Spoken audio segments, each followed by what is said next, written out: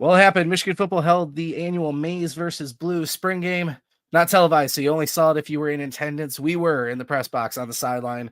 We're going to talk about everything we saw, our reactions over and under, issues that may still exist, and just our thoughts in general on Michigan football heading into the 2025 summer, fall, and of course the season. And Bryce Underwood. We're going to talk about Bryce Underwood. All right, join us. Here we go.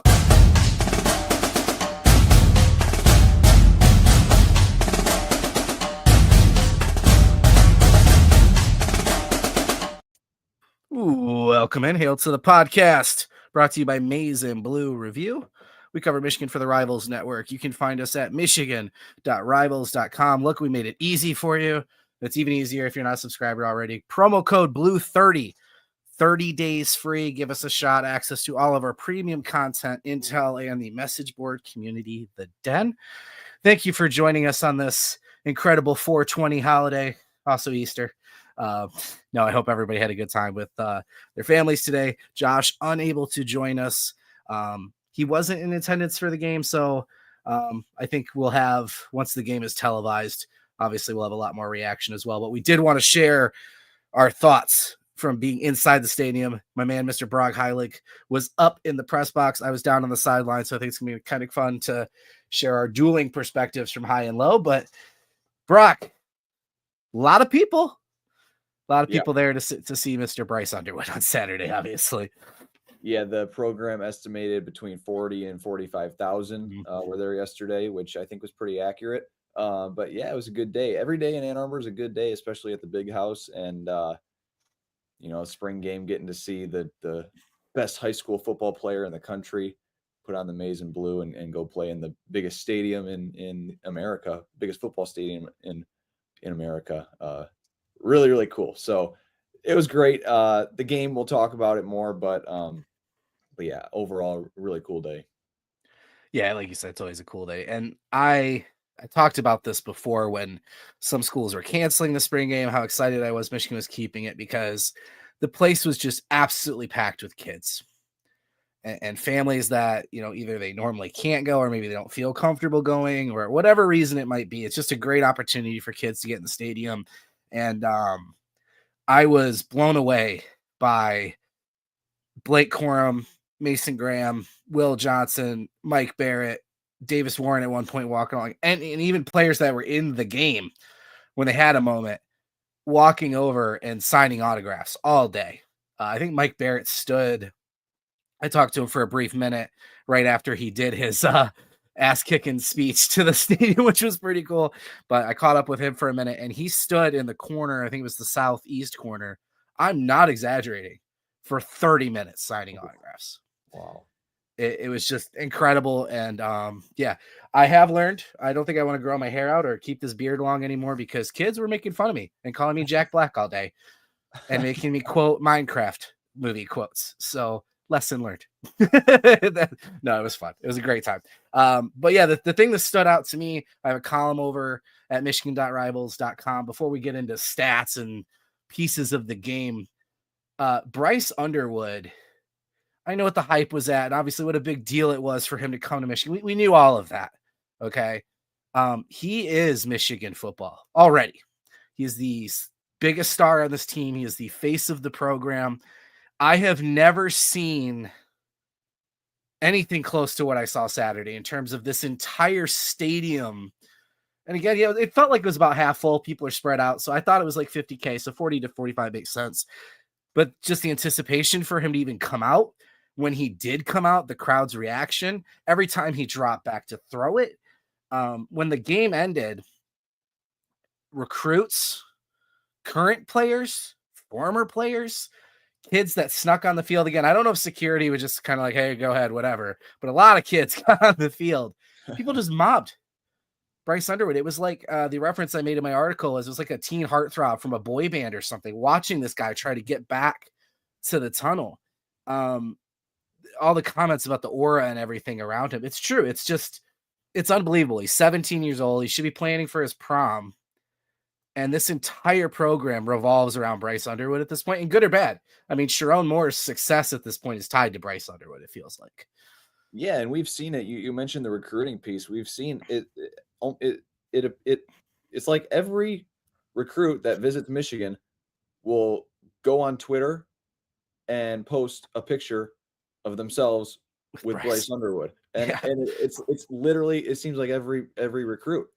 And that's the effect that he has is people just want to be around him, and people know how great he is, what he did in high school. And you got to see him put on the maize and blue and the winged helmet and go out in the big house and play football for the first time in public on Saturday. And like we said, it was really cool. But you're right. I mean, everyone held their breath whenever he dropped back to throw. And it gave me, it was reminiscent of like Jabril Peppers almost whenever he touched the ball. Yeah. Like 10 years ago when Jabril was playing at Michigan, just like you can't wait to see what happens when this guy has the ball in his hands, because he's that good, and that something great could happen. And in no way am I saying that Bryce Underwood is going to have any sort of career like Jabril Peppers was. I'm just saying in that instance of people just holding their breaths, waiting for this great player to do something amazing, that's kind of what it seemed like to me. That's the comparison that I'm drawing there. But yeah. The fans, I mean, they kind of waited all game for that big play, and they got it. They got it at the end. It just took the whole game before something great really happened. And that 88-yard touchdown there at the end was pretty cool. So yeah, I think Peppers is a good comp. Denard was another one that I thought of too. But I mean, I think Jim Harbaugh's first spring game, like what Jim Harbaugh being at Michigan meant, and that kind of mood was the closest thing, but it was nothing compared to this. I even said to other photographers that I know, and even a couple Michigan people, I'm like, I've never seen anything like this. This is crazy. And again, I referenced this in the column, but when Harbaugh was here, it was always his Michigan. There was Blake Corum and there was McCarthy and there were star players, but it was always Jim Harbaugh because he was such a lightning rod, I think, for clicks and things like that. And obviously Sherrone Moore's the head coach. This is his program, whatever. He's not bigger than Bryce, right?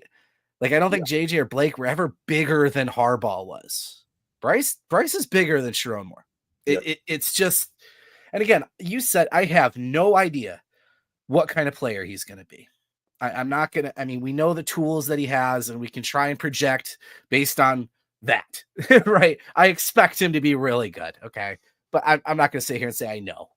But I think it was kind of cool to hear, we've talked about his maturity and his leadership and his work ethic and all of those other things, the non-tangibles, and maybe not just literally how he throws the football. Talking to TJ Guy after the game, it really stood out to me because he's sitting here praising Underwood. And literally in all of them, you can see just with his body language and eyes and the way he's talking about just how good Bryce Underwood is. And then one of the other reporters is like, that's got to make you feel a little old, right? And he's like, yeah, he's 17. Yeah. It's like they literally forget he's 17.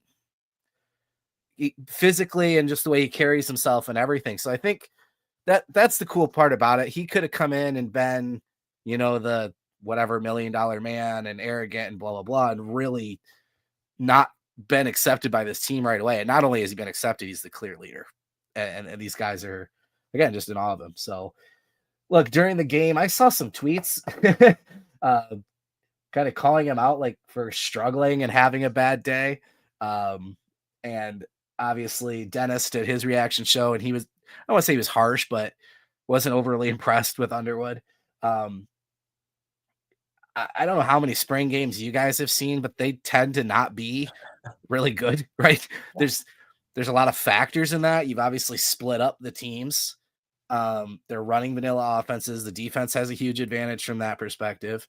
I don't know why they put refs on the field. I don't know if they were real or just wearing uniforms, but the amount of holdings and pass interferences and stuff that was happening that weren't getting called was comical. There was one in particular. Sherrone was like signaling, really? Incomplete? Yeah. Really? And the ref's like, yeah. He's like, okay. So like there was it was just sloppy, right? And you and I will get into this more about big picture of the game and kind of how it was being played. But look, Bryce goes 12 for 26, did throw the pick. He had the 88-yard touchdown, like you said, at the end of Jalen Hoffman. I just, if this had been a more accurate scrimmage where he was throwing to Donaven McCulley all day, right? McCulley had 1 target. He was on the other team with Jadyn Davis. He had 7 targets to Hoffman, 7 for 7, 148 yards in the touchdown. Hoffman looked really good. We'll get into that. But he's throwing to Channing Goodwin all day. Yep. Right?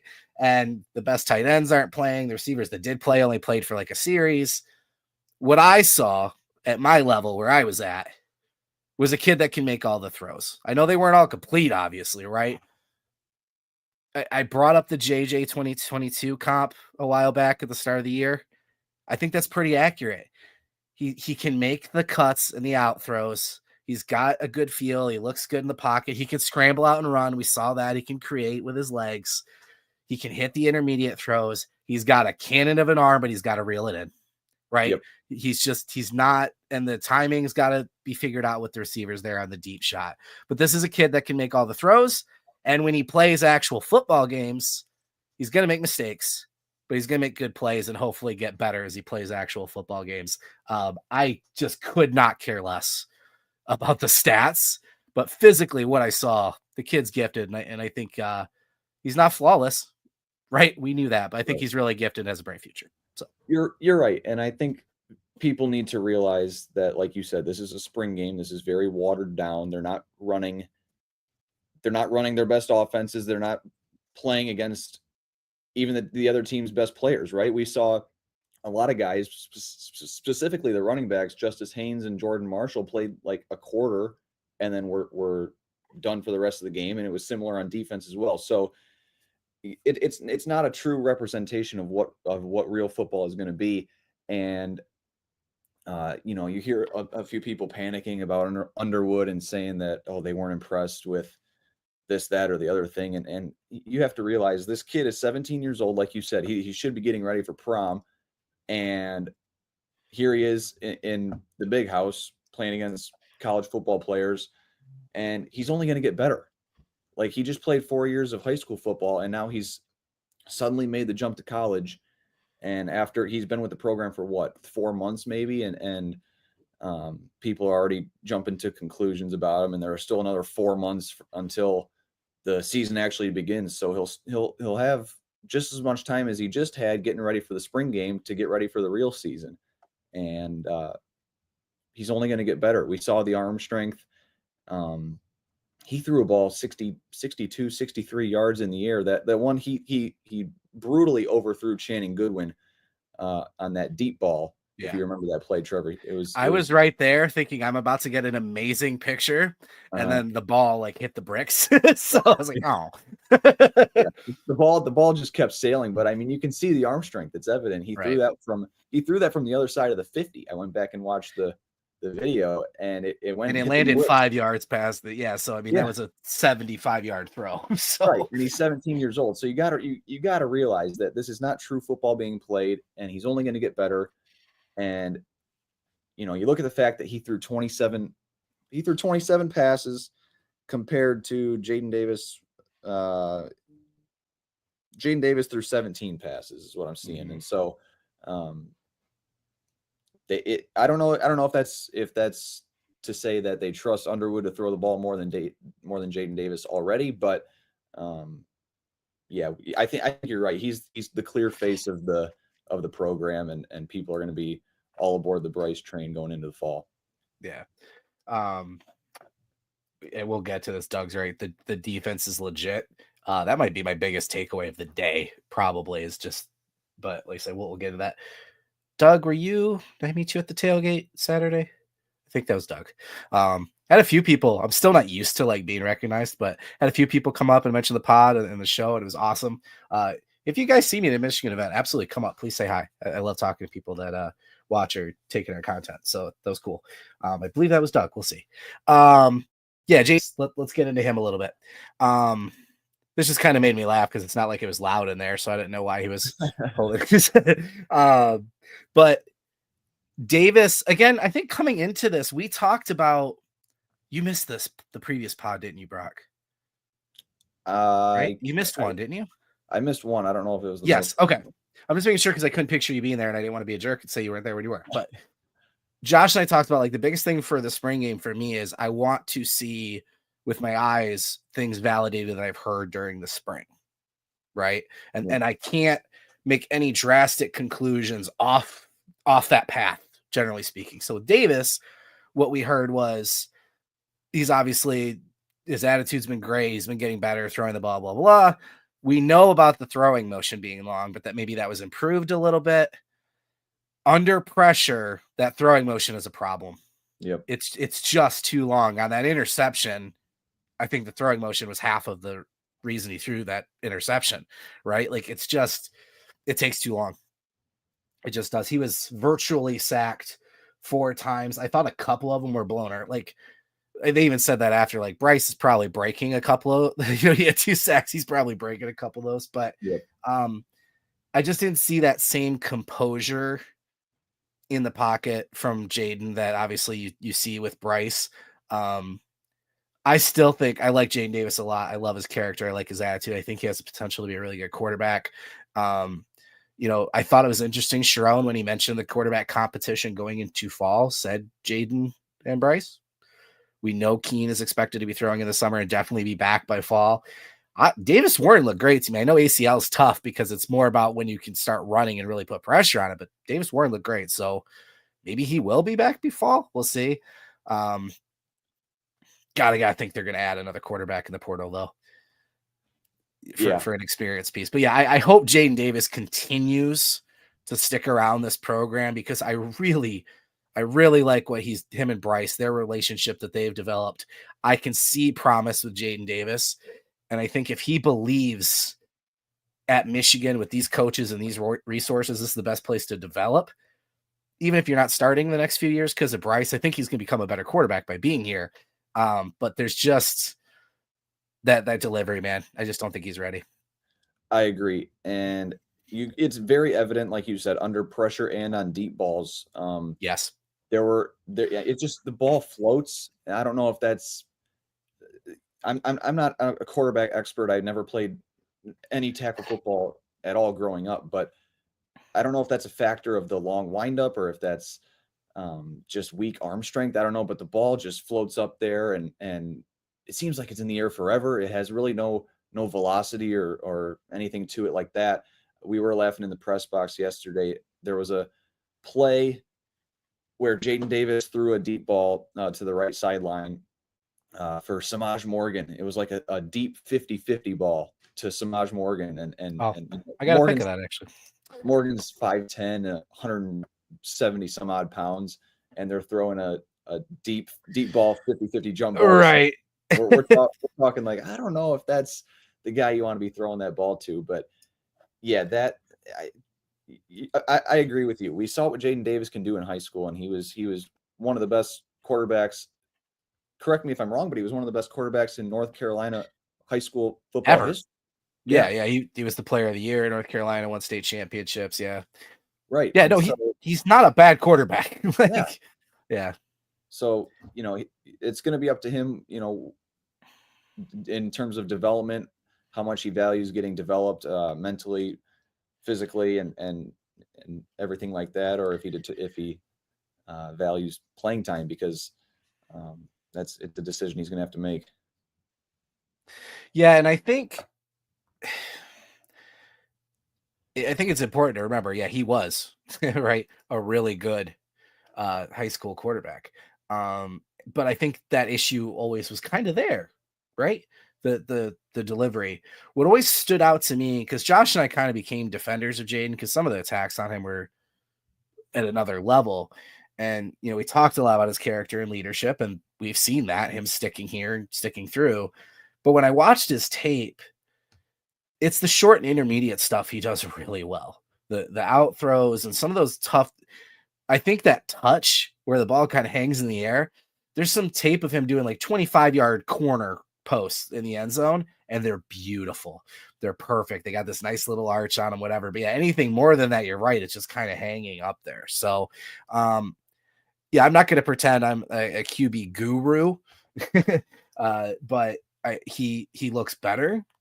I like him a lot. I still think he has a lot of potential. But if you're talking about from a competition standpoint, I don't. It's Bryce. I just don't see it at all. So, and we'll see with Keene coming in, and then if coming back healthy, and then if Michigan does address the portal with another veteran ad or not, it's gonna be tough to go get a guy that knows he's probably going to be QB3, right? But you can kind of pitch him on the coaching potential, which is that you'll be a GA afterwards, and we can help you become a coach, blah, blah. But anyway, so yeah, I'm comfortable there. We talked a little bit about the running backs that we didn't get to see a lot of Haynes and Marshall. Haynes did have a good day when he ran the ball, though. 6 carries, 51 yards. He's going to be good, right? And we know Jordan Marshall's going to be good. That duo is going to be good. We did get a look at some other guys as well. They spelled it wrong on the stat sheet, on the official stat sheet. It says Kuzdal, but there's another Z in there. So you say like Kuzdazal, or is it just Kuz? How do you say it? Do you know? I actually listened to the pronunciation on the Michigan football roster just before we came on. I believe it's Kuzdal. Kuzdal, I believe. Yeah. So Bryce Kuzdal, which I'm going to shout myself out, had him on the depth chart. But other than that, not a lot known about him, right? He comes out, he gets 14 carries, 105 yards. Look, I think if Jordan Marshall would have been getting those carries against second and third teamers, he probably would have done just as well, right? But did well with his opportunities, has the guy to be that RB4 territory. Kind of reminds me of like a true Wilson, right? Yeah. Good for him. Had a great day. I don't think that stops Michigan. They obviously added CJ Hester in the portal yesterday as well. Saw him on the sideline. There's a quick commit. They're probably still going to look at another body, which I'm going to go ahead and say it because we've known for a little bit and the rumors have kind of spread a little bit. So we normally don't like getting in injury stuff, but I've had a bunch of people asking and we've already posted about. So Donovan Johnson wasn't at the spring game. A lot of people noticed that he has had another injury.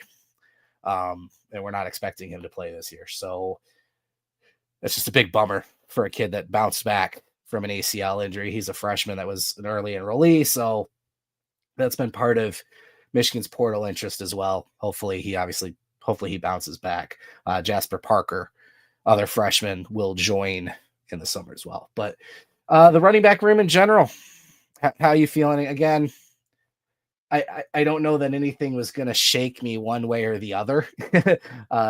Biggest thing Jordan Marshall talked about is how good that defensive line is he goes against every week. But anyway, just your thoughts on the running backs. Yeah, everyone knows that Marshall and Haynes are going to be the two. Law and order, baby. You look at the stats for Jordan Marshall, and nothing's going to jump off the page here. 4 carries for 9 yards. But like you mentioned, when Justice Haynes touched the ball, it was 6 carries for 51. Now you could argue that the blue team had a better offensive line with, I believe, they had 4 of the 5 starters. Four How did that happen? I don't know. I don't know. But yeah, they had Evan Link, Greg Crippen, I believe, and Nathan Afobe and Andrew Sprague. Yep. And then Giovanni El Hadi was the only projected starter on the Maize team. So maybe that factors into it. But you know that those two guys are going to be the leaders there in that room. Micah Kaapana with 15 carries for 39 yards. He looked pretty solid. Oh, why didn't I mention him? Thank you. Yeah, but he was good. And then, like you said, Bryson Kuzdal, 14 carries for 105. He, you could say he's this year's Peyton O'Leary, just a guy that has a really good spring game and maybe wouldn't be expected to do a whole lot when the season comes around. But with Michigan adding CJ Hester, I think they're set at running back. Honestly, I'm not sure they need to go and get another guy. Obviously things would go south if one of the top 2 guys, Haynes or Marshall, gets injured. That's when you have a real problem. But I think they have enough faith in Hester or Kaapana or even Kuzdal to go in there and get good carries if they need them to. So overall, I'm pretty pleased with the running backs. I think they're going to have a really good year. And it's obviously going to depend a lot on the offensive line and how they perform, which I don't know if we're getting into this later, but Sherrone Moore he shed a lot of light on the offensive line after the game. So yeah, we'll do the offensive line next because I think you're right. I think that continues to be the story for sure. And yeah, I'm kind of with you about another portal ad because if I'm to the point that I need RB5 to like start or get like a significant amount of carries, my season's probably in a lot of trouble already anyway. Yeah. I'd rather that be Micah Kahapana or Jasper Parker, because those are guys I'm probably going to need even more next year. And I think if anything, the mistake last year was we didn't give some young guys enough reps last year. So you've got your top three. And if you get hurt beyond that, then man, I don't know what to tell you. You just can't keep adding portal guys and not giving the young dudes a shot. But yeah, let's get into the offensive line, because I think as much as Bryce and what he does matters, and the wide receiver room, which we'll talk about next, matters, I think we saw it last year. If the offensive line's not right, then it just doesn't matter. Right. Let's start. Go ahead and share what Sherrone Moore shared, and then we'll kind of build off of that. Yeah. So after the game, Sherrone Moore was asked about the offensive line. He was asked about basically every position group because that's the only time us reporters get to really talk to Sherrone Moore. So he was asked a lot of different questions, and he was asked specifically about the offensive line.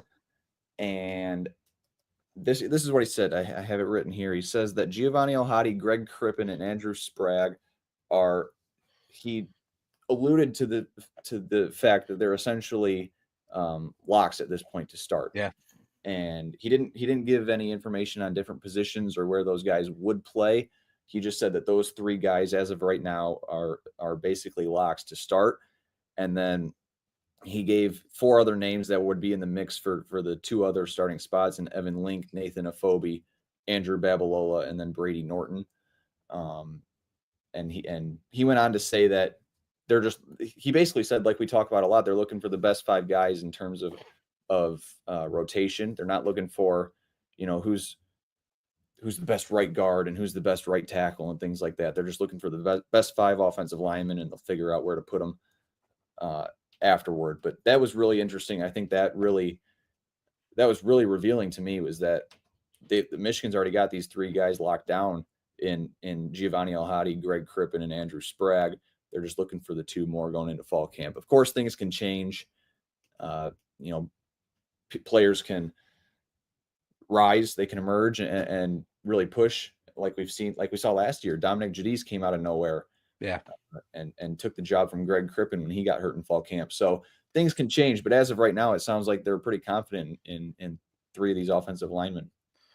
And shout out Josh on Friday, posted some intel that specifically said that those three guys you can pretty much write in ink. So it's always nice when Josh's intel gets confirmed verbatim by Sherrone Moore the next day. I thought that was pretty cool. Look, I've been open about wanting El Hadi to get pushed. I am happy he's over at left guard right now. I think that's a better spot for him. But we've also talked about, I thought those guys coming back was a huge sign of understanding, not just from their side where maybe they might have missed, but coaches too. Right. And I'm not shocked to hear Greg Crippen get shouted out as a lock after, again, like you brought up, Dom taking a spot last year after he missed a little bit of fall camp. I'm not shocked by that. I think it starts with Andrew Sprague for me, and correct me if I'm wrong. He said Sprague's name first, didn't he? To be honest, I can't remember. I think he did, but it doesn't matter. What I'm getting at is, if I know Sprague is a lock and I want my five best guys, and Evan Link's been playing at left tackle, and look, this thing happens where I defend Evan Link enough that I become like an Evan Link stan, right? Because I thought some of the criticism went too far, but I understand the concerns there. I do think he would be better fit at guard if that worked out. You get like kind of a weird accidental upgrade that happened when Zinter got hurt, right? Barnhart moves to guard, Trent Jones plays that's right tackle, and it's like, oh, this is actually not a bad fit. Anyway, we know you're not comfortable at left tackle because you went after two portal targets this week as soon as they jumped in. Yep. You're looking to improve that room, specifically left tackle, right? Like we know that. You don't have to read the tea leaves. If Sprague is clearly a lock already, do his feet not work the other way on the left side? Do you not want a former top 150 recruit who's 6'8" playing left? Like, why is Sprague not getting talked about at left tackle? I don't understand it. But Brady Norton and Babalola's names have been shouted out spring. Back again to the spring game, validating the things we've been hearing from an intel standpoint. Here's where I'm cautious, Brock. When Brady Norton committed. We were told super talented offensive lineman, needs to add a little bit of weight. We see him as a swing guy, probably a year away. Yep. Andrew Babalola, 5-star. We're talking future top 15 NFL draft pick. This dude has all the physical tools you need, has not played a lot of football, probably a year away. And now these two are in the left tackle conversation in spring already. And it's like, that's great. Maybe they're exceeding expectations. I know Norton is bigger already weight-wise, but he's still only 6'3". I know what Babalola's future is that guy, a freshman starting left tackle who has only played football since his sophomore year of high school? Right? Is that the answer? So I don't know. I'm a little anxious there. Lawrence Hatter will be joining the team in the summer, Ferris State transfer. He was planning on taking that left guard job, but he knew there was potentially could go somewhere else. We talked about it, Brock. You just said it. The 5 guys figure out where they go after. Maybe Hatter's a guy that can play left tackle. Maybe he's pushing a phobia at the right guard spot. Maybe Link is ending up at right guard. Like there's a lot of moving parts still here, but I'm not overreacting to much coming out of the spring game. The one thing I will say I had slight concern about, and I'm probably more concerned about now, is that left tackle spot. Yeah, those are very valid concerns. You bring up a good point. Michigan going after two portal left tackles, and talking. You said it perfectly with Brady Norton. I mean, we all assumed that this guy from Cal Poly was really good, but really needed to develop before he could play at Michigan. And a lot of people viewed him as a 26 guy, a guy who wouldn't contribute until 2026. And it is a little bit concerning. We'll see if they can end up landing someone. This portal window is getting close to being closed, though. I believe it's got 4, 5, 6 more days, something like that. So we'll see if anyone else enters. But that is a very valid point, and I think it is a bit concerning. That's arguably the most important position on the offensive line, and I don't know, like you mentioned, Andrew Sprague. If he's only accustomed to being a right tackle, I really don't know the situation there, but they're going to have to figure that out, because the last thing you want is for Bryce Underwood to be constantly under pressure from his blind side and getting pressured, getting sacked multiple times a game. I mean, you just can't be having that. So Michigan's going to need to figure that out before they trot out their 5-star quarterback. I think I deleted all of them because I wasn't going to post them. But I had a good 4 pictures of Evan Lincoln cooked by Keyshawn Bennett. Right. So I have not watched tape. I'm on the sideline. It's not the best spot to be to try and read what's going on. Let's go ahead and watch some video. I'm just kidding. We are not playing video. Brock, I know you've got footage, and yeah, we'll get to it. Once I can do more where I can actually see some aerial video, that'll be good. I can have a better assessment. I don't know how he looked. Corey asked, how did Evan Link? I don't know.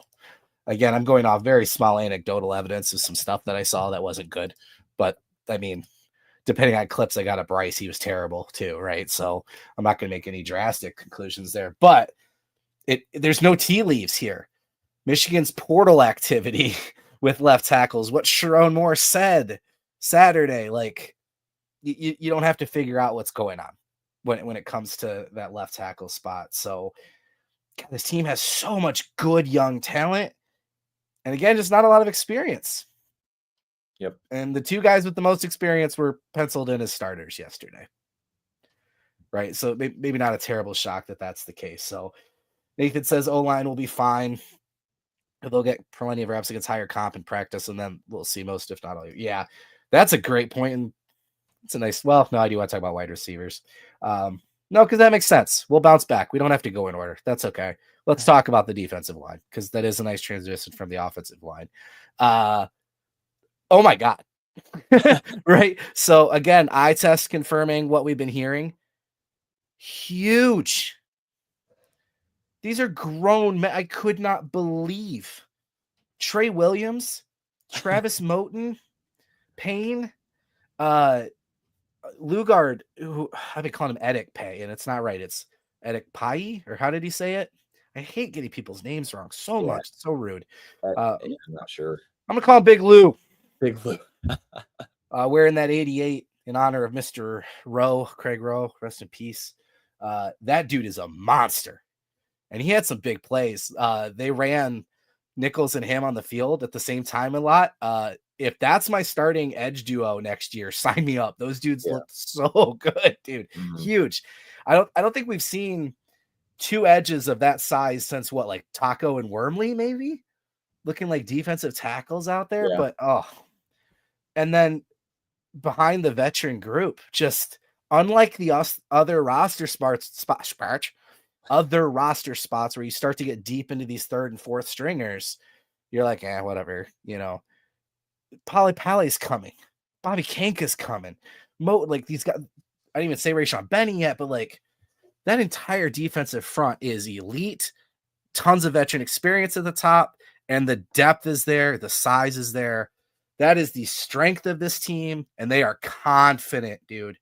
I'm telling you, like every other position on this team knows, like that's the engine. This defensive line is going to be unreal in 25.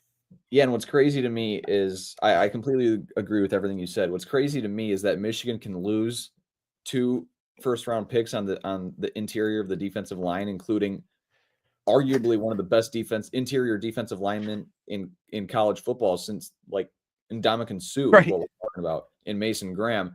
Great point. And then Michigan just goes to the portal, gets Trey Williams, gets Damon Payne Jr., and reloads. And it's looking like this defensive line is going to be just as good, if not better, than last year. It certainly is going to be deeper, I think. And yep.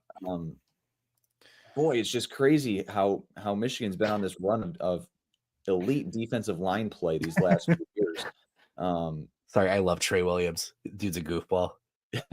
Man, that big should not be wearing number 0. It's just hilarious. It is funny. It's very funny. But yeah, Dom Nichols really stood out to me yesterday. Yes. I thought he played really well. And like you said, if he's starting along with Big Lou next year in 2026, then Michigan's in a really good spot. But obviously before that, Michigan's got TJ Guy and Derek Moore and guys like that. So this defensive line is just going to be incredible. And you heard the running backs talk about it after the game. It was like, it's very hard to move the ball on these guys in practice. It is very hard to establish the run and get that going because this defensive line is just so big and so good. And so it's going to be fun to watch. And, we talked about it at length last year with how much Mason Graham and Kenneth Grant had to play and carry at times. And it worked in the Ohio State game when Michigan won 13-10. But this year, Michigan may not need to rely on 2 big guys like that. Obviously, Derek Moore and TJ Guy and those guys will be, you could call them the stars, but it's just such a deep room. And I think it's going to be really fun to watch this year. Yeah. Don't forget about Cam Brandt. It's hard not to forget somebody. Yeah. Trey Pierce. You're naming all these. Yeah. Trey Pierce. Yeah. He, Brandt was dressed. He was out there. He might've been one of those guys that didn't get a ton of play, but we know what it is. It's Derek Moore and TJ Guy. That's your starting 2 on each side. Cam Brandt, Dom Nichols. That's your next 2. And we've talked so much about Michigan rotating their 4 at the edge and how much they like doing that. I think they have to go 6 deep this year because oh my God, I'm just obsessed with Blue Guard, man.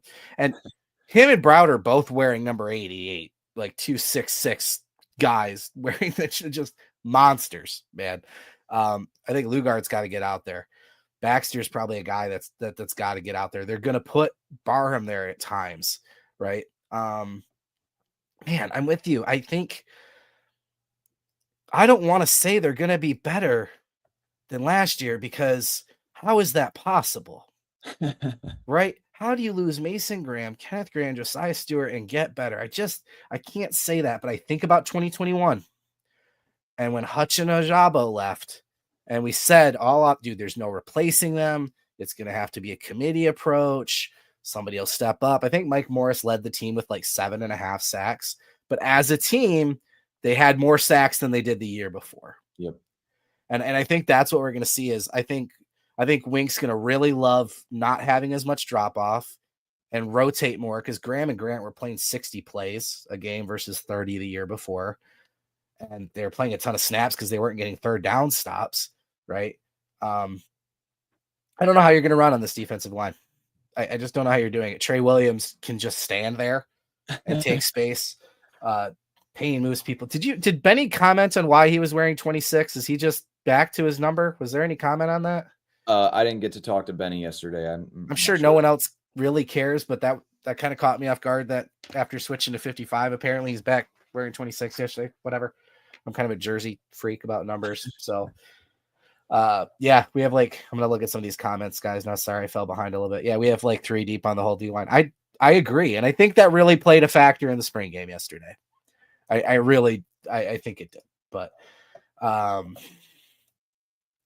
last year's O-line had a QB who could never take pressure off the line, running back, wide receiver, just adding Bryce mix. Yeah, it's interesting, right? Because we've kind of had that chicken or egg debate where you had an OC with no rhythm in the play calling and some weird air raid concepts that didn't make sense when they were used. And, the quarterbacks were having issues hitting open receivers, blah, blah, blah.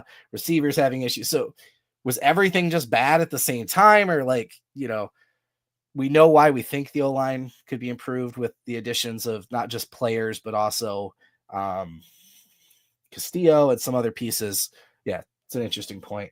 Benny is going to eat O-lines. Yeah, there's no reason he couldn't play into being I don't know if he'll be a first round pick, but second round for sure. He could be there. Derek Moore could be there, right?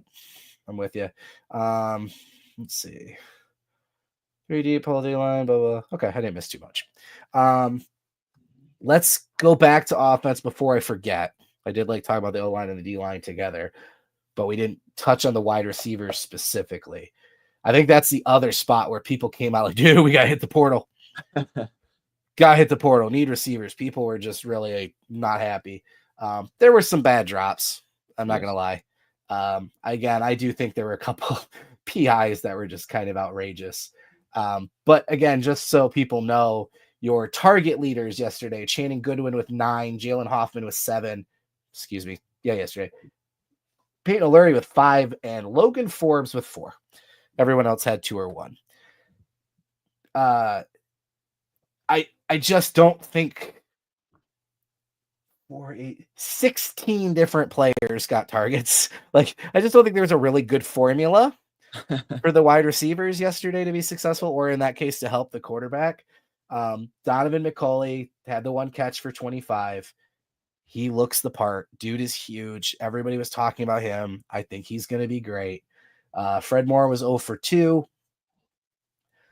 I still think he has the potential. He's probably the fastest guy on the team. I want to see him in this offense get used more. Semaj, you brought it up with the throw down the sideline, and then there was a back shoulder throw as well. And we know what it's starting to remind me of Donovan Edwards a little bit. We know what he's good at. Just use him that way. Yep. Please, for the love of God, just use him the right way, right? But yeah, behind him, I mean, we knew it was going to be those 3, right? And then Jordan Marshall and Haynes getting involved more. We didn't get to see. Marlon Klein blocked a little bit, but he wasn't involved. Hogan Hansen didn't play. Saw him on the sideline with Prescorn. Looks fine. Prescorn also looks good. Nothing going on with his legs. So hopefully both those guys are ready to go too. We can group tight ends into this, I feel, just pass catchers in general.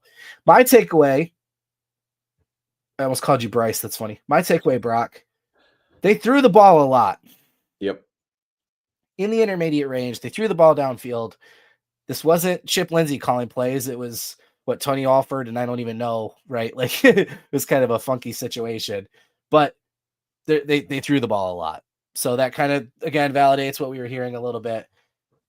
I'm not panicking yet about the wide receiver room. I don't want to take too much away, but I'm interested in your thoughts, because you probably had a better look than I did in terms of some route running options and things like that.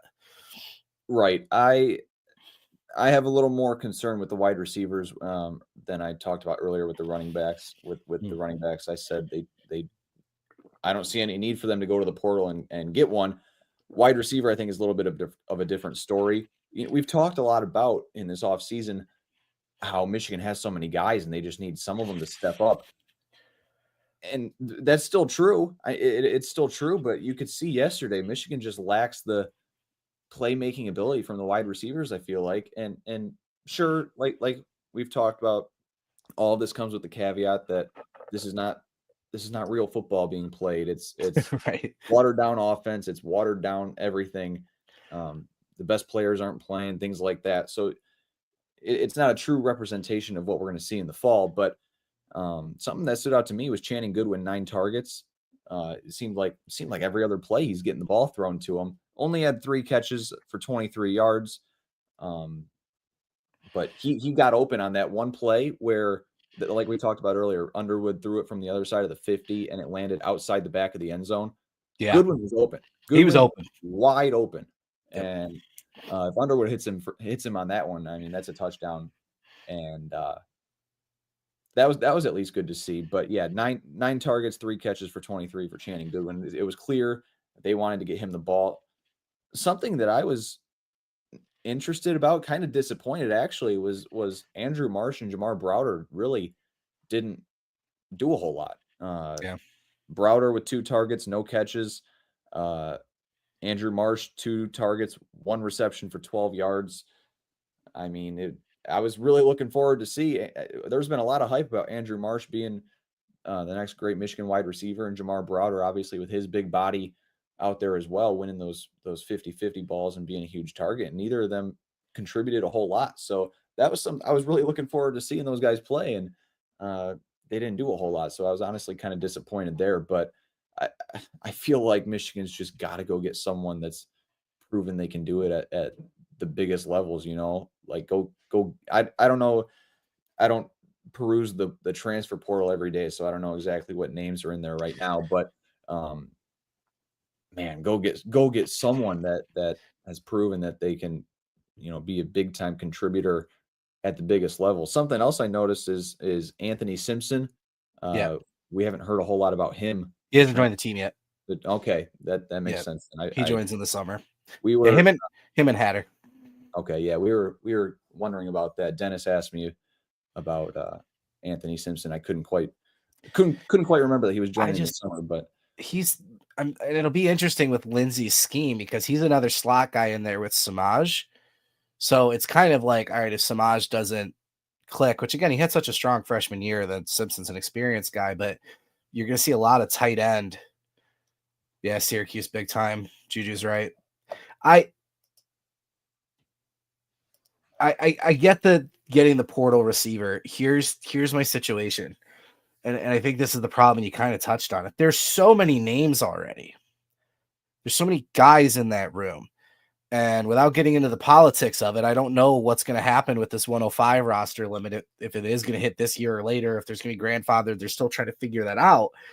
But like Michigan's going to have to get to a point, and I know they're trying. We're seeing the recruiting efforts, but they're going to have to get to a point where there's less receivers and they're just better.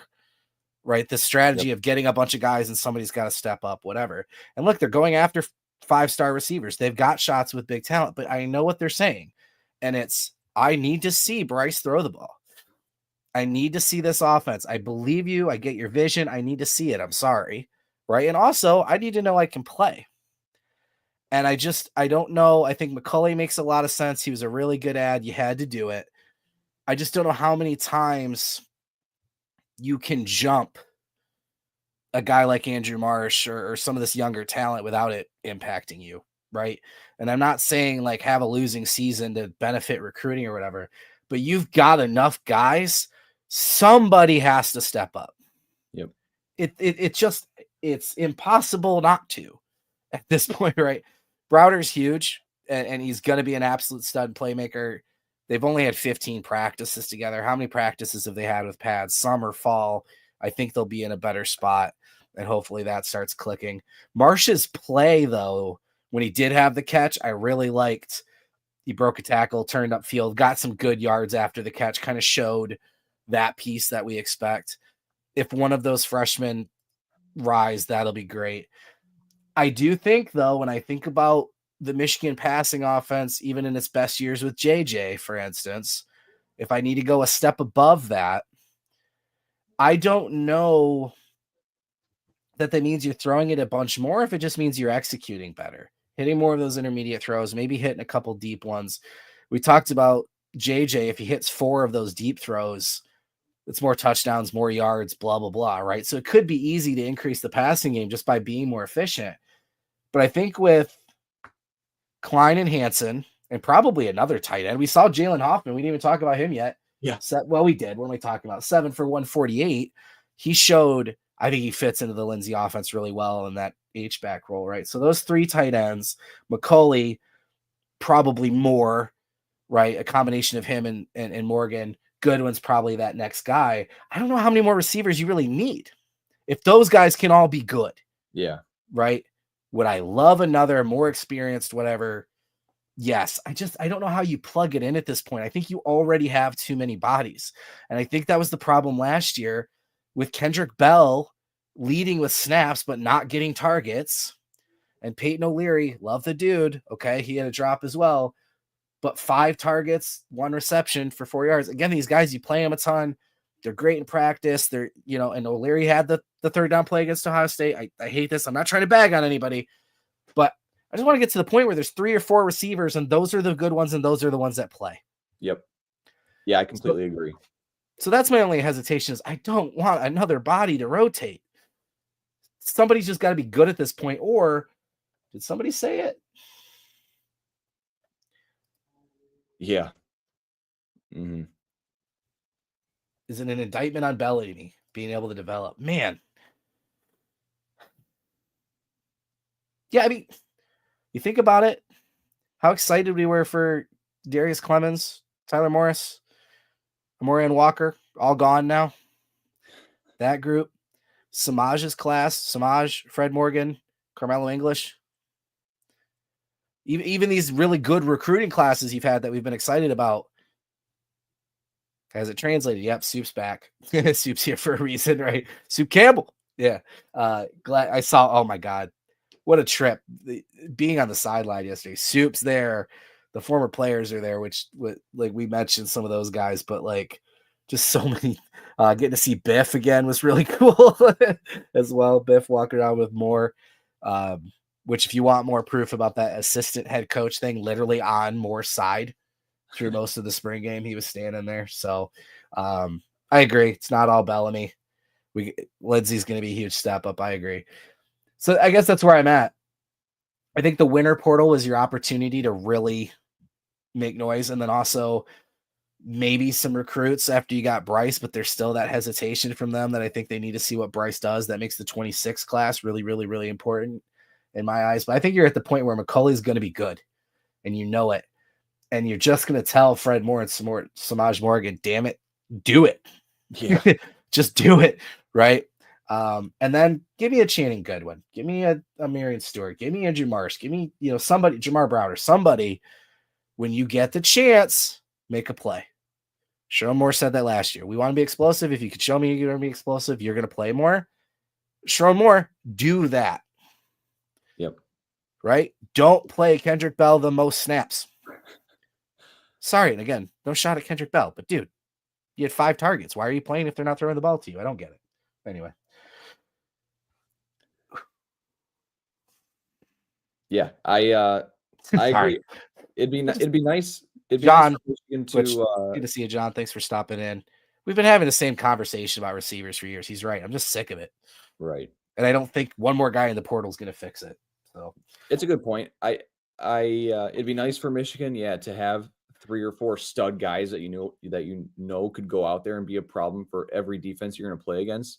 That's just not the spot that Michigan's in right now. So they're going to need to figure something out, whether it's guys stepping up, bringing new guys in until they get to that point of having 3 or 4 really reliable guys. I agree with what you said. Yeah. If I hear you have to block, no rock. I talked about that a lot, your average fan, last year, because when I was looking at the snaps, I was like, look, I would even buy it if there was discernible difference, but Fred Moore was a great blocking wide receiver and was in the doghouse for some reason. Kendrick Bell wasn't doing anything to make him an unbelievable blocking receiver. So Like what I did not understand the wide receiver rotation last year, but Keegan asked, we talked about offensive line again. They went after Joe Cotton right as soon as he entered the portal. He had visits set up to Wisconsin, Cincinnati, then would have been Michigan. Doesn't get to Michigan. I thought Wisconsin was going to be able to button him down, and they weren't going to get him to leave because their left. Why can't I talk? Their left tackle was injured for the year. Look, the Wisconsin and Cincinnati both can offer something Michigan can't: a guaranteed starting spot. Yep. No matter how problematic left tackle might look right now, if you want to blow up your room, go ahead and promise Joe Cotton a starting left tackle spot. Yep. And and Lawrence Hatter, who came here to fight for a spot, and every other transfer before that's come in to fight, and you've preached nothing but competition this whole time, and then you're going to guarantee a spot. That's a terrible idea. It's just not going to work. You can come in and compete. Not a lot of guys are going to agree to that. That's why you're in the problem you're in. So people are bringing up defense so we can get back. We've already talked about defensive line. Since John mentioned 2 secondary guys, I am going to go there because I thought secondary was going to struggle. That's one we've heard a little bit in camp. These guys have struggled. I hypothesized that maybe moving guys to nickel left and right and all the different combinations they were trying to do was affecting the secondary a little bit. Nobody was really locked into a role. But yeah, some guys looked really good Saturday. Some names we have talked about, Shamari Earls. That's a big dude. Earls is going to be a football player.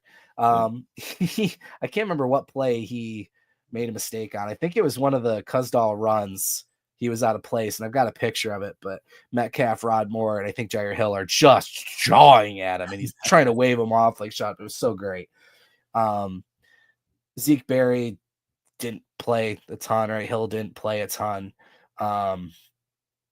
Yeah, Brian, I think this is probably where we have to start. Jeremiah Lowe looked good, adjusted well, played well, had the interceptions.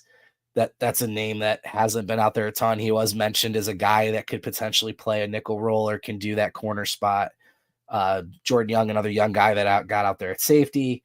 From your view, again, maybe I think you might have a different perspective than I did because I couldn't really see everything that was happening in the secondary. But what I did see, I came away largely impressed. The depth at that position played better than I expected. I agree. Yeah, Jeremiah Lowe, he was my standout player in the secondary, and his first interception, the one that set the blue team up with the first touchdown of the game, that the drive that ended with the Micah Kaapana 2-yard touchdown run. That was his second interception there, Jeremiah Lowe. Yeah. But his first one, the one where he jumped the route, just going back to quarterbacks really quick.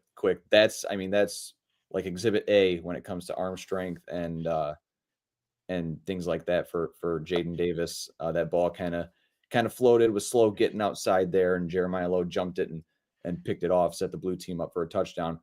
Anyway, that second interception, if you could go back to that picture there, it's very reminiscent of Rod Moore. I thought the same thing. The trap. Very, very reminiscent of that interception there. But yeah, good for that guy, man. His second year in the program, making a name for himself, getting out there. Really good game for him. And that's my biggest takeaway. I thought Shamari Earls played well. I do think you bring up like missed calls. There was that one play. I think it was Earls. I'd have to go back and look at the footage. Jadyn Davis threw a deep ball. I can't remember who the receiver was, and the receiver's going up for it, and the defensive back, who I believe was Earls, doesn't even turn around to look at the ball, just straight up goes right into the receiver, knocks him to the ground well before the ball got there. It was clear PI, and no referee called it. I have a feeling that was probably the one I saw where Moore was like, incomplete? Like, you sure? It probably was. I mean, it was very egregious. It was obvious from upstairs. But yeah, I thought the secondary played really well. No big plays, really. I mean, the longest passing play for the blue team obviously was the 88-yard touchdown there at the end. But other than that, I mean, 15 yards is what I'm seeing, something like that. So really solid job, I feel like, all around. You brought it up. Not a lot of the big name guys played, like Jair Hill and Zeke Berry. they were all out there early on in the game, but didn't see a whole lot of playing time afterwards. So it was good to see the younger guys, Jeremiah Lowe, get an opportunity, Shamari Earls, guys like that. Jordan Young, he made a nice play. I think it was the first play of the game. Jordan Young went out there and tackled. I think he stopped Jordan Marshall on that second because Bryce got sacked that first play. Right. Yeah. But yeah, Jordan Young, or it was the first. I think it was the first play of the Maize team's drive because I think Jordan Young was blue. But anyway, I think he tackled Jordan Marshall on that 4th down play on the opening drive of the game for the Maize team, and made that 4th down stop. Sorry, it's very hard. Normally I just say Michigan, but with blue team and Maize team, I know it sucks. Like differentiate. So, but yeah, overall very impressed with what I saw from the secondary. Yeah, and again, I'm not going to pull away too much. My biggest questions are still, is Zeke Berry going to be able to stay at outside corner? He had struggled at times at nickel early in the year, and then when they moved him outside and then Page to nickel, I can't say it enough. I picked on Wink a ton last year. Absolute masterstroke. That shows you that's a guy that, hey, I've been around these players. I see things you don't. That's 40 years of experience. Just an absolute brilliant move there.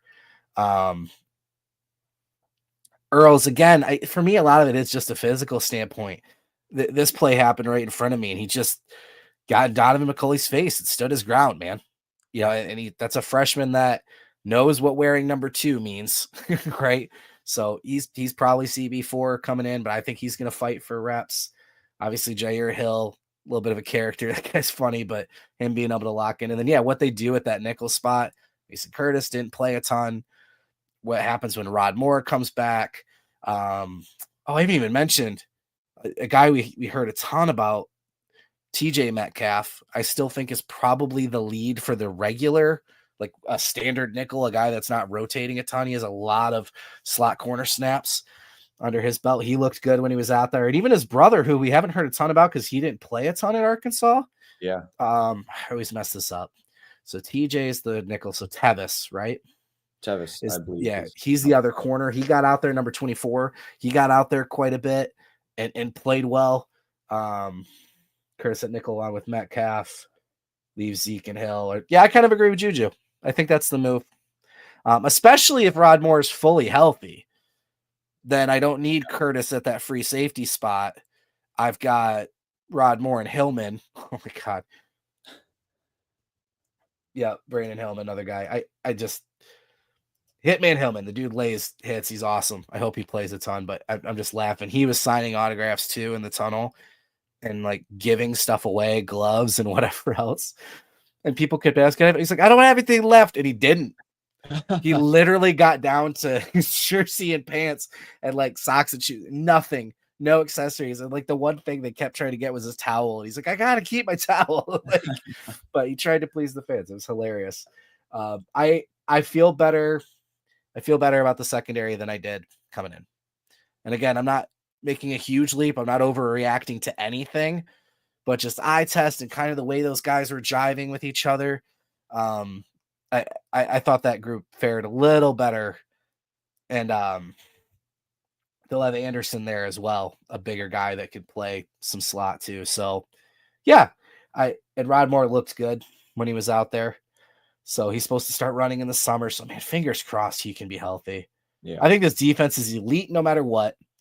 I think they're top 5 no matter what. I think they have potential to be number 1. Wink has got swagger. He's confident. He's adjusted. I think it's a big deal that he's back for year 2. I think some of those concepts he couldn't do in year 1, he can do in year 2. Every one of these defensive players, when you talk to them, my God, they're just so confident. And the offense can't stop talking about the defense. You ask questions about the offense and they start talking about the defense. So you can tell they're frustrated playing those dudes every day. But Rod Moore's leadership at the back of the defense, I think would just be massive. I agree. I mean, you're talking about a guy who played with Aiden Hutchinson, which is wild to think about. Like it seems like 2 completely different eras of Michigan football, but he's been around the longest. And it's a lot of other younger guys around him. Not a lot of guys have had anywhere near as much experience as Rod Moore has in college football. So you're exactly right. His leadership back there, his experience, it's going to be big. And boy, I just hope he's healthy and ready to go. I'd hate for him to miss all of last year and then come into 2025 still banged up. I'd hate that for him. So, like you said, fingers crossed, he's back and healthy, and he'll be able to lead that secondary unit.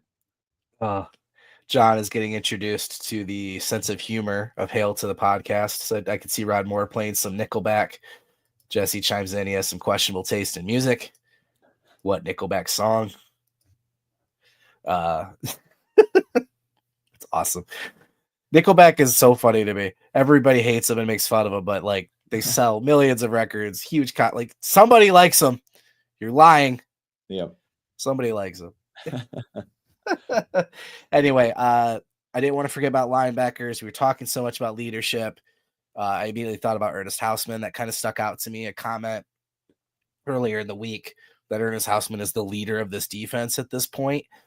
Physically, he's bigger, dude. He really stood out to me on the sideline, and when the brief little bit he was out there, he's clearly bigger, but also just the way he carries himself, and you can see how players react with each other and get kind of a good read of how things are.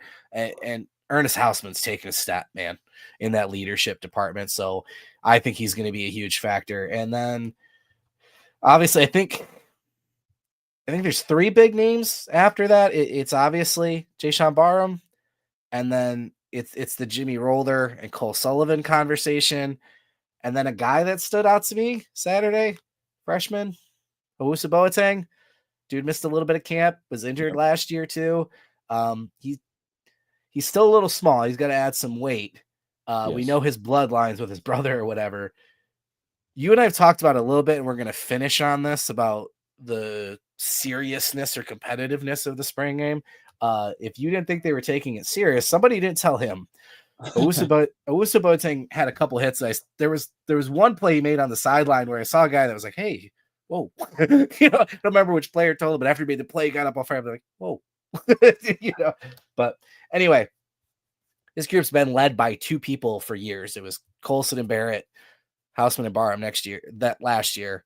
It's Hausman and Barham again, but I think we're finally going to see some other guys start to creep in at linebacker. Yeah, it is Hausman and Barham. It's crazy to think Hausman's going into his third year at Michigan already, which is crazy to think about. It seems like he just came in from Nebraska, and him and Rolder are seniors. Yeah, gross. Yep. All right, and Barham coming into his second year as well. Yep. Obviously Cole Sullivan he's a young sophomore guy too. Yeah, sophomore as well. Yeah, it's second year guy. Because I remember he was early enrolled before the Rose Bowl, I think, and he was got to be with the team. So you just hope that some of these younger guys can step up. It's not the deepest room. I don't think it needs to be, though. I think you know what you have in Jayshon Barham and Ernest Hausman there. Those two guys are going to be your leaders, along with Rod Moore, should he be healthy, and they're going to be studs. And you just hope that Jimmy Rolder maybe can finally get healthy and play up to his potential. Cole Sullivan as well. But you're right. Owusu Boateng, you're spot on with him. I mean, I think he's listed at 202 pounds on the. Is it really? I think he's 202 on the roster. Good God. But he does need to add some weight. It's very evident. And but you're right. I think he'll be great once he does put on a little bit more muscle. 203. Wow. 203. Yeah. So that's not big enough. He needs to put on some weight for sure. But you just got to hope that Sullivan can develop and Rolder as well. But like I said, it's Hausman and Barham, and I think that's where it starts and ends. Obviously, a healthy Jimmy Rolder, a rising Cole Sullivan means more versatility use with Jayshon Barham. Yep. I've been a proponent of I get why TJ Guy coming back, and honestly now too, with the amount of depth they have at edge, I get why you don't move Barham over there full time. Yep. I do think he'd be really, really good in that spot. In the NFL, he's probably a 3-4 outside linebacker anyway on the weak side, but I get it. Right. And they did blitz him a lot from the linebacker spot, and you still have potential to rotate him. But you can only do that, or even go to a 3 linebacker set. You can do that too, right? You can only do that if a Sullivan can come out, and man, from a pass rush standpoint, Sullivan and Barham on the field at the same time, plus your defensive front, it's nasty, man. We've talked about too. Sullivan's a guy I thought would end up at edge as well, but like they're not developing him that way. They like him at linebacker. So, and you can see he's tall and he's not adding crazy weight, so that's fine. I think he's so I put the comment up too. He's a missile. Just you go there, go get that, and that's what he does. I think he's gonna be a tackle for loss machine in the run game. And yeah, it's Owusu Boateng. I don't know if you need him to come along right away. Maybe he needs a year, right? But that guy's gonna be really good too. And you're thinking probably a starter next year. You're gonna lose Barham and Houseman. Yeah. So you very well could be looking at a Sullivan Owusu Boateng, right? We didn't even talk about a Troy Bowles who was limited. He's still coming up as well, and I feel like I'm forgetting somebody else. Maybe not. I don't know. But anyway, Sullivan lost his red shirt primarily playing special teams last year, which isn't a bad thing. I think that's just get the dude on the field a ton, right? For transitioning to this next year. Like you said, he was an early the year before. Jadyn Hood. Yeah. I'm just not going to talk about Jadyn Hood until I have to. And I don't mean that as an insult to him. I'm sorry. But you want to talk about things that sound weird. He came into this class with Junior Colson. Yep. Right. They were next in that. So every year it's kind of like, okay, he's coming. This is going to be the year. So, God, if he makes an impact, great. That room gets even better. But Sullivan reminds me of one of the Wisconsin linebackers. Seem to produce NFL every year. Yeah, he is just one of those dudes. He still reminds me of Chase Winovich, even though he's staying at linebacker, but we'll see. Yeah, I do think it's a deep room, and it hasn't been for a very long time. Yep. So I'm excited about that group, and hopefully it takes another step because the front is good. And if Rodmore's healthy and that secondary is good as it can be, and these linebackers good and deep, yeah. Henry asks, can this defense be better than 2023? I'm hesitant to say yes because I thought 24 would be. Yeah. Right. I was wrong on that transition that was going to take time with Wink coming over. But Brock, I'm interested on your thoughts because I'm thinking everything we've talked about, this team in general here, as we start to look to the summer and fall, Wink year 2, this defense coming along, maybe more depth there than we expected.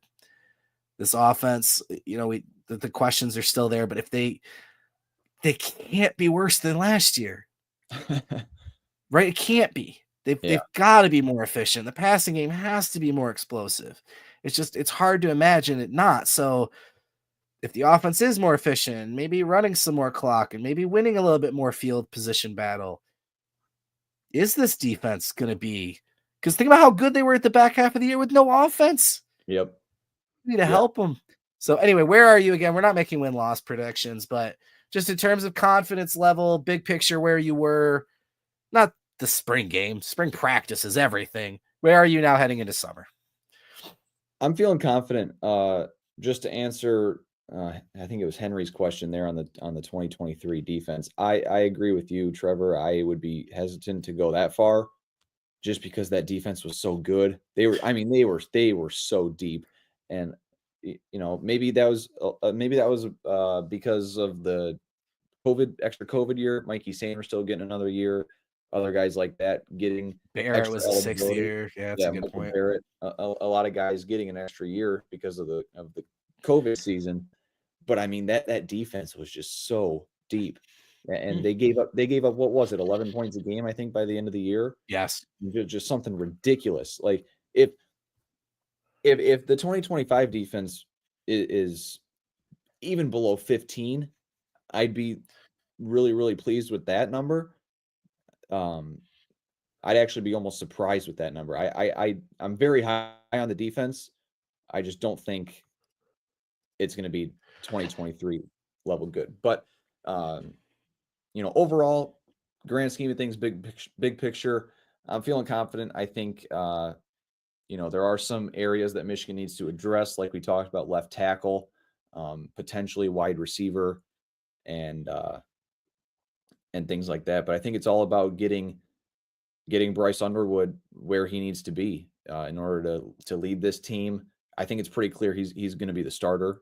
That they can talk all they want, Sherrone Moore, about how the battle is going to go into fall camp, and he can give these great one-liners and things like that. And they need to evaluate everybody and stuff like that. But I think everyone knows it's going to be Bryce Underwood starting the first game of the year against New Mexico on August 30th. It's just all about getting him where he needs to be to lead the team. I mean, you're gonna have a week 2 game against Oklahoma that in Norman, and Bryce Underwood's gonna be literally just turned 18 years old by that point. I believe his birthday's in mid to late August. If you knew his exact birthday, I was gonna be like, okay, Brock. I think you know what? It's I want to say it's August 17th or August 19th or something like that. Oh my God. You can keep going. I'll look it up. I'll lock it in at August 17th, but 19th. Good God, 19th. Brock. I love birthdays. I know a lot of birthdays, but anyway. Okay, impressive. He's going to be 18. He's going to be 18 years old going into Norman. He's got to be ready, and I think that's the biggest thing. It's what we talked about a few weeks ago on the latest podcast that I was on. It's all about how much can he develop before the season starts, and that's what it's going to come down to. We know what the defense is going to look like for Michigan. It's going to be, like you mentioned, top 5, potentially top 3, top 1 in the country. Depending on a few different factors, of course, but the unknown variables, man, it's quarterback, it's wide receiver, it's left tackle, it's how. Is that true, Juju? That's why he wears 19. Could be. Oh, who knows? But I figured he was a big Steve Yzerman fan. Yeah, for sure. But it's all about those unknown variables and building those up, getting it to where it needs to be before you go into a week 2 game against Oklahoma. I think I've kind of talked myself into this viewpoint on this show. The combination of me just realizing what we said about the defense and that come along that happened there, and this offense and the steps they need to take. I think we need to expect the first few games of the offense not to be good, because new OC, new system, O-line trying to get figured out, freshman QB as good as he could potentially be, right?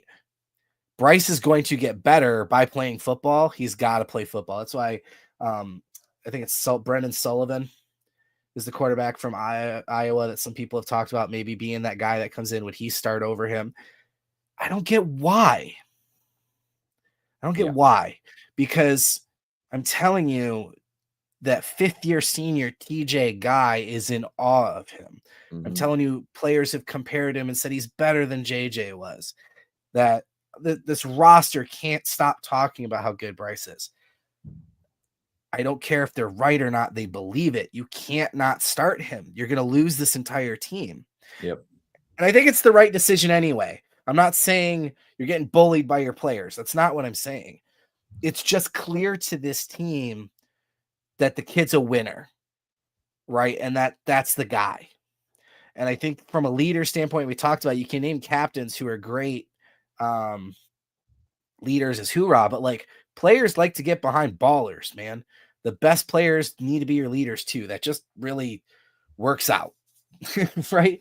So I think it's got to be. I think it's got to be Bryce. They can play the game and say it's not. I think it has to be. I think for recruiting it has to be. I think for your future it has to be. On and on. I think it's Bryce. But I'm looking at those first 4 games. Don't give me vanilla. Don't be scared to show Oklahoma anything. You should bully New Mexico. Yep. I want JJ against Hawaii in 2022. Take the leash off. Let Bryce Underwood introduce himself to the world and go off. Don't play soft. Don't act like if I hear protecting the playbook or holding back one more freaking time, stop it. You're not fooling anybody, right? The best Michigan teams were the ones that showed things on film and then broke tendency in 23. Okay. It's New Mexico. You're supposed to whoop their ass. Do it. Okay. Do it. Point one, you go to Oklahoma. That's probably a night game. That's going to be on ESPN because they have the broadcasting rights because it's at Oklahoma. Welcome to college football, Bryce Underwood. Yeah. He feels like a guy that's going to thrive in a moment like that. I don't think he's going to be scared. I don't think he's going to be nervous. He could throw 2 picks in that game, though, and I wouldn't be shocked, right? But I'm not scared of Oklahoma. Damn it, people. They were, 6-6, 7-6? What were they, right? I don't even remember. But Venables is on the hot seat. The dude's a defensive mastermind, and their defense wasn't very good. Like, go in there, beat their ass. Don't be scared of Oklahoma. What are we talking about, right? That confidence in the blah, blah, blah, everything with the continuity from the previous year where Michigan were the targets, whatever. Get back to that. Go into their house, beat them. SEC, Oklahoma, blah, blah. And then you come home for, is it Central? Central, yeah. You come home for Central. The schedule is so weird. The home away, right? Come back for Central. Guess what? Directional school, beat them. Don't take it easy, right? You can get to your backups if you can. You didn't do a lot of that in the year before. Floor them in the first half so you can play the young guys. We're going to hide the playbook. No, let them throw picks. Let them make mistakes. Let Bryce be Bryce. Because then the next week you travel to Nebraska, right? And Nebraska's a tough environment to play in and blah, blah. And then you have your bye week. So that's it for me. Those first 4 games, like, don't take it easy. Don't worry about, just go out there and be whatever it is you want to be. And then take that bye week to figure things out. So I did not know I was going to get that fired up about that. Sorry. Yeah, I was going to say you're talking like it's a late August show. Like I'm ready, dude. Game week is coming up. Bro, I was on the sideline. I was around Michigan football yesterday. It was so great. We're at an hour and 20. I do want to finish on this. Some big things from the spring game. It's kind of been under the undertone of this whole show, but I do want to finish on this. Number one, the former players of this program, I talked about it already, but Blake Corum, and I saw JJ's parents, didn't see JJ yesterday, but his parents were there. Chris Jenkins and Winovich was there for a little bit. DPJ, Mike Barrett, I mentioned already. Dude, the culture of this place and how much these guys love Michigan and what they do for the fans and to make that experience great for them yesterday. I got emotional. I'm not going to lie. I got emotional at times. I was walking behind. I might right now when I tell this story. Hold on. Okay. I was walking behind a dad and a kid, and the kid had autographs, a jersey, and just had the best day of his life, dude. You forget when you're 6 or 7 or whatever, like how big that was. Whew, sorry. And that dad felt like the best dad in the world, and that was awesome. Really cool to see that. Okay, sorry. For the fans, big picture, this spring game, I love that you had it. These players were joking on the sideline, dude. They had no idea what was happening on the field. Okay? I can show you, and I'll get it while you start talking, but like, I'm not saying they weren't taking it seriously, like they were, but like that competitiveness that kind of existed, the whole steak dinner, blah, blah, blah thing from before, it just wasn't there this year. Like this is in the middle of the game and he took plays after it. Okay. All right. And I love it. I love that they were interacting with the fans and everything. Right. But this was not competitive and it wasn't. So that's why I kind of laugh. People try to take huge, whatever from it. It was fun to be out there. They were having fun. It was a fun day. The football, Brock used the right word. The football starts with a B. Boring. Yeah. It was boring, man. It was boring. Yeah. And they went across the street after and did another fan event and did some autographs and things like that. The team had fun. I love that they had fun. And this might be Jim leaving that, like, because even Sherrone was out there having fun too. And I know there's things they're going to take away from this game that are important. I don't know what the right answer is. I don't know what a better format is, but That wasn't football, guys. And you'll see it when it gets televised. That trick play at the end was fun. And there were some good plays, some players making plays. And there's guys out there fighting for spots, right? And I'm not saying they didn't take it serious, but that wasn't even – I would rather see an intense practice. Yeah. That was the final practice. That was the last day of school because spring practices are over. You know what I mean? So I think both things can be true. I think it was an unbelievable day for the fans. I think it's what makes Michigan different. And it just could not be happier with the things I saw throughout the day from the interaction standpoint. But that wasn't a game. You know what I mean? Yeah. Right. I agree. I didn't get to see as much of it as you did because you obviously had a much better spot being on the sideline, and I was up in the press box. But you're right. By all accounts, from what I could tell, it seemed like a great day for the fans. Like I said earlier in the show, they estimated between 40 and 45,000 were there, and yeah, it was great. Obviously, they were all there to see Bryce Underwood. That was the main attraction, main event. And I'm glad that a lot of the fans that stuck around, I don't know how many left, but for those who stuck around, they got to see the 88-yard double reverse flea flicker Jalen Hoffman. And watching Jalen Hoffman run down the sidelines, that was worth the price of admission in and of itself. I mean, Did I self-gloat about him yet? No, you didn't. Oh, do it for me. Go ahead. Trevor's been hyping up Jalen Hoffman for years, man. Yeah. And but before the spring game, I mean, years ago when hardly anyone knew his name.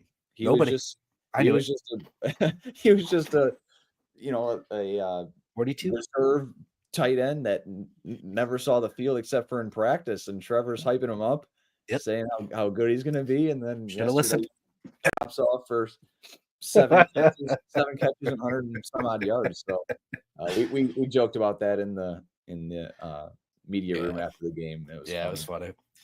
Yeah, look, I'm wrong more than I'm right. The kid deserves all the credit in the world. I'm glad he got to get on a platform.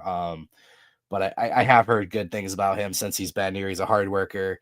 That Max Bredesen role, that Ben Mason, that guy that you need on the offense that is always Max was literally a captain, but like that underrated guy on the offense, he's the next one. And man, he might be good enough now already that they have to use him a ton this year. I don't know if it's gonna be one more year till he steps into a bigger role, but again, another cool moment because you get to see I talked to his dad in the press room after, and Jalen came in and had a crowd of people interviewing him, and to get to see his family not only see him have a great day on the field and make that big play, but then to have the media talking to them and how happy and proud they were. Yeah. Again, just kind of another cool moment of the spring game that doesn't happen in regular games. So that was cool. But yeah, thank you for bringing that up. I wasn't going to say anything about how much I'd been hyping Hoffman, but since you brought it up, that's fine. Yeah. Talk about Klein completely ripping one in warmups. Oh, the punting. We didn't talk about punting. I missed it. The dude, I mean, he's European. Okay. So he probably played soccer his entire life or whatever. We heard Sherrone Moore joke about Klein's the backup punter. He probably is. We did bring in, what's his name? Missouri. Do you know his name? Luke Bauer. Thank you. Brought him in. He'll obviously compete. Hudson Hollenbach was out there punting. So it's going to be one of those two. I don't think Marlon Klein can be your backup, so you need to go you have to go get another one in the portal. I don't know if it's a huge. I thought Hollenbach looked good when he was out there. Dominic had a nice day standing on the sideline doing nothing. I don't know if he knew that was going to be the case because he was dressed. Yeah, it was weird. I thought that was kind of a weird thing, but yeah, sorry, no context. Yeah, Juju, because I read from the latest up, so I saw. The first thing I saw was ripping one. What? He fart? Like, what are you talking about? But I don't know how much I want to talk about special teams because, again, whatever. But, yeah, there's going to be a punting competition. Dominic Zavada is still the best kicker in the country. Thank God he's back. And then I'll be interested in the return game if they use a starter level guy like Marshall or Semaj, or if a guy like Amarian Stewart, more of a secondary dude, kind of plugs into that role. But we'll see. Okay. Whew. We did good, Brock. We did. Hour and a half without Josh. Look at us go. Hey, it is what it is. That's right. No, we miss him, but he wasn't at the game, so he probably would have been sitting here like, well, I don't know. Yeah. Would have been kind of uncomfortable. So, anyway, all right. Recruiting news, obviously, huge coming out of the weekend. We have that covered over at michigan.rivals.com.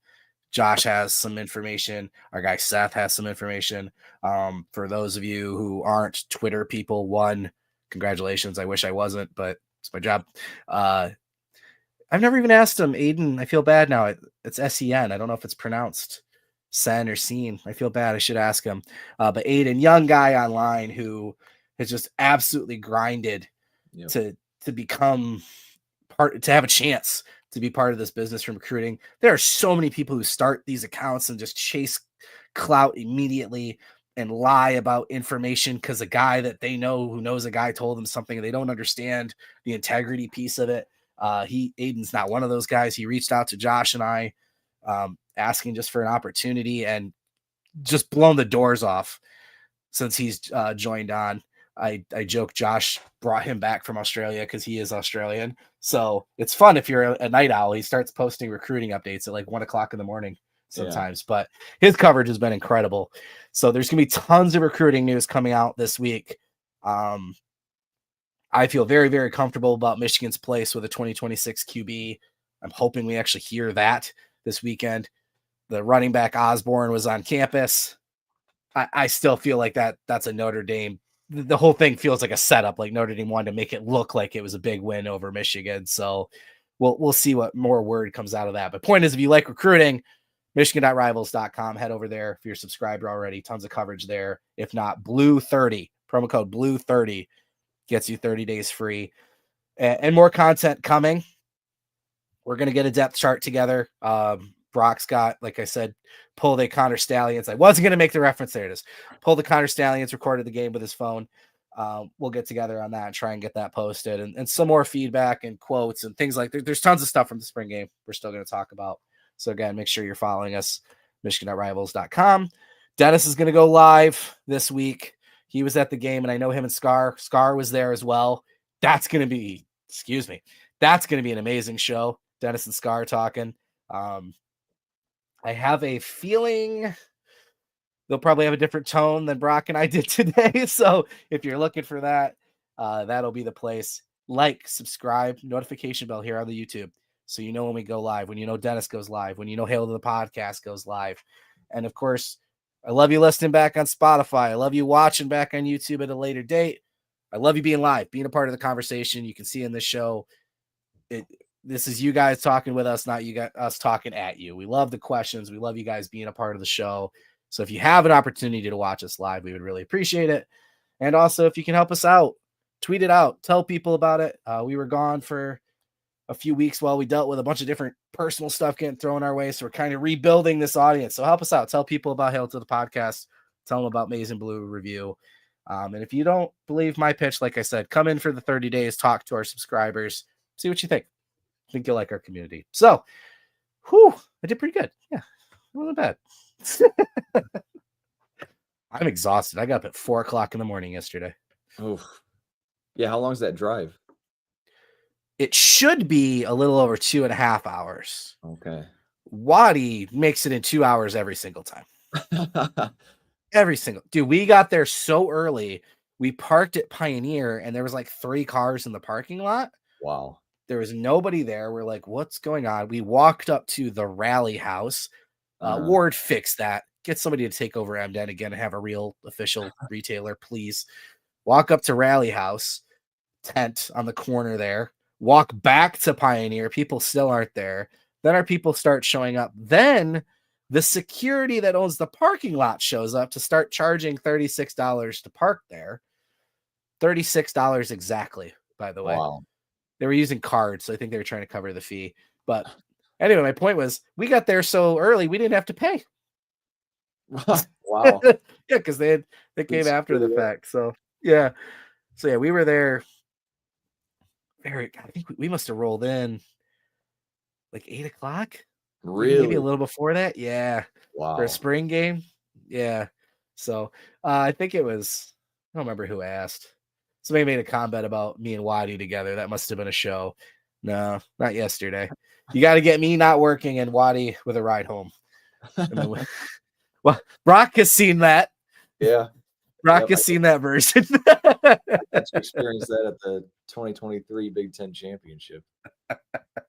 Trying to find Wadi in Indianapolis. Yeah. Somewhere in Lucas Oil, or we were in Lucas Oil Stadium, and Wadi was somewhere around there. Yeah, we found him. We found him. Good stuff. All right, guys. As always, appreciate you. We'll be back in a week.